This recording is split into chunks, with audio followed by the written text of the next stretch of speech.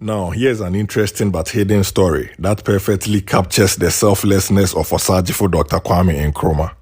In Ghana, presidents have a place that serves as a retreat known as Peduasi Lodge. It is located in a town called Ebiri. Here is the very interesting history of how Peduasi Lodge came to be. The original building was built as a home for President Nkrumah by market women who loved him and wanted him to have a place to call his own.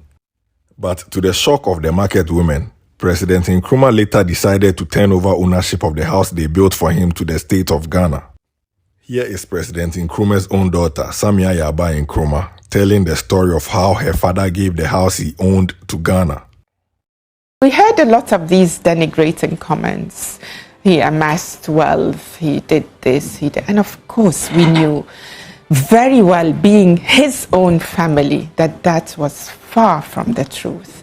Even the house, the land was given to him, the house which he built with the help of strong women supporters, entrepreneurs at the time, which is today Peduasi Lodge, where I was born, that could have been our house, but he gave it to the state.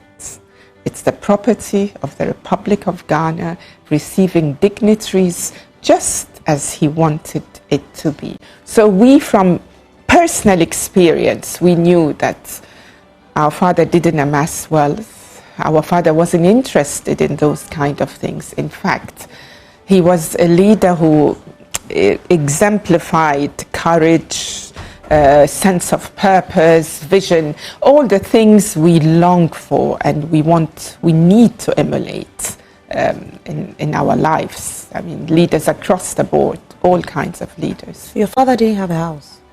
He did not. Strangely, incredibly, he did not. Wow. Yeah. Yeah. And it was a decision. Like everything he did, it was a political decision. Yes, I have a very interesting story about how those same women who helped him with the house, the construction of the house. Of course, it was much smaller, by the way. Over the years, it grew, so it wasn't so opulent, you know. But yeah, they were very angry when he gave it back to the state because they wanted him to have a place to go at weekends and, you know, with his family. And he explained to them. So everything he did was studied, was deliberate. He explained to them why he had to be above, superhuman almost, because, you know, he had to ask he intended to ask some of his ministers, close associates, to resign because of malfeasance.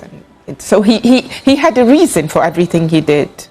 And the fact that he decided not to make money out of politics was a deliberate, studied political decision. I am sure many watching this video may be hearing this for the very first time, but that was how truly selfless President Nkrumah was. In his determination to build a nation of upright citizens, President Nkrumah went over and beyond to set the best example possible for his people. He embodied the selflessness, modesty, integrity, and honesty that he always preached. Following the Western-backed coup to oust President Nkrumah, his wife Fatia and their children were forced into exile in Egypt, where they lived for years. Several decades later, when Samia Nkrumah decided to return to Ghana for the first time, she faced a problem with finding accommodation because her father, who was the first Prime Minister and President of Ghana, did not own any house.